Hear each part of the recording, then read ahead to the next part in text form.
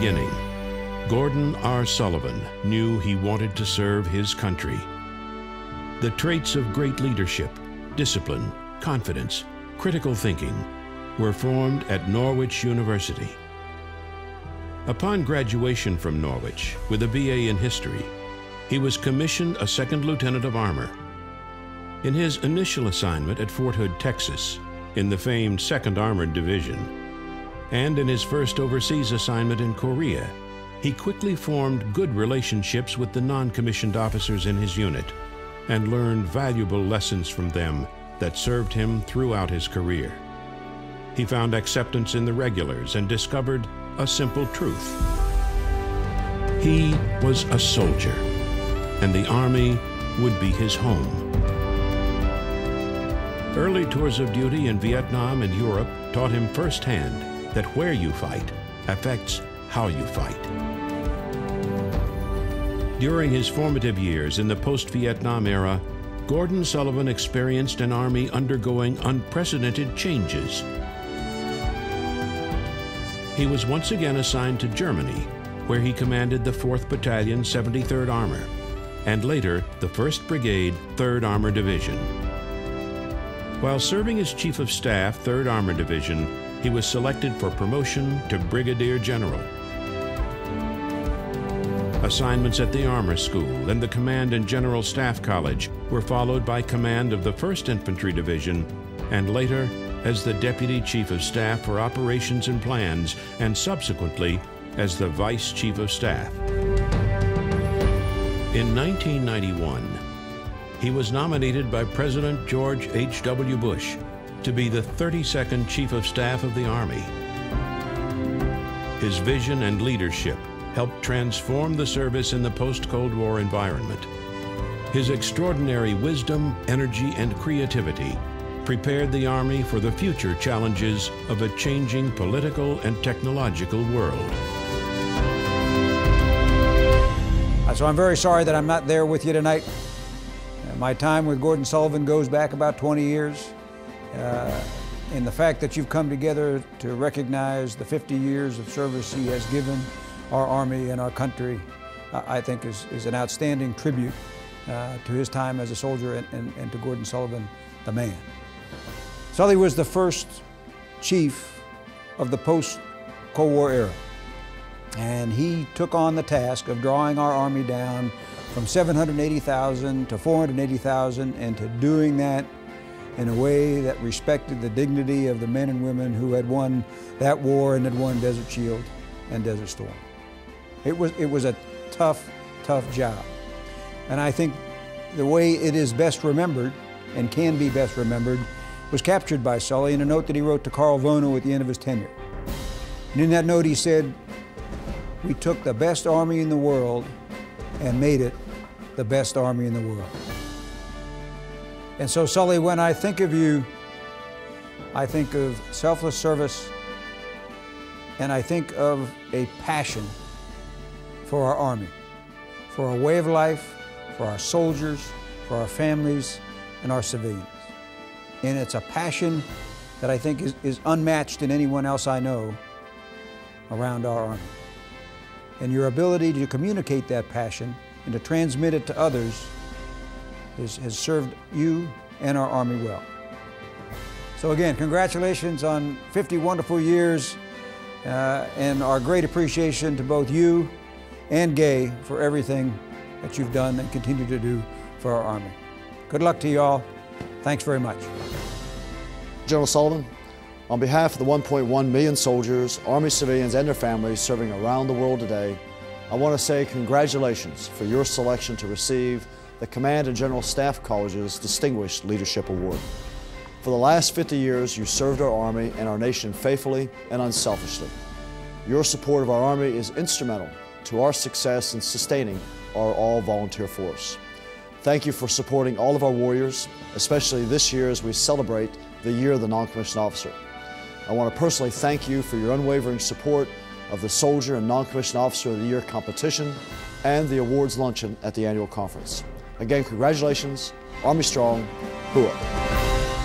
Congratulations, General Sullivan, on 5 decades of extraordinary service to our nation and congratulations on receiving the CGSC Foundation Award. I had the honor of serving with General Sullivan in a number of assignments during some exciting times, and more recently of presiding over his installation into the Fort Leavenworth Hall of Fame. And like everyone who has been privileged to soldier with General Sullivan, I learned a great deal from his visionary thinking, his calm exercise of leadership, and his sincere love for our troopers.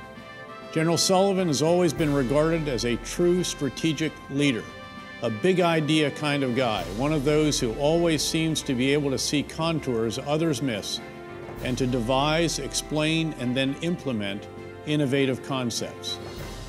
General Sullivan, in your 50 years of service and leadership, you have not only touched the lives of tens of thousands of soldiers and their families, you've also touched an entire Army and helped make it the best in the world.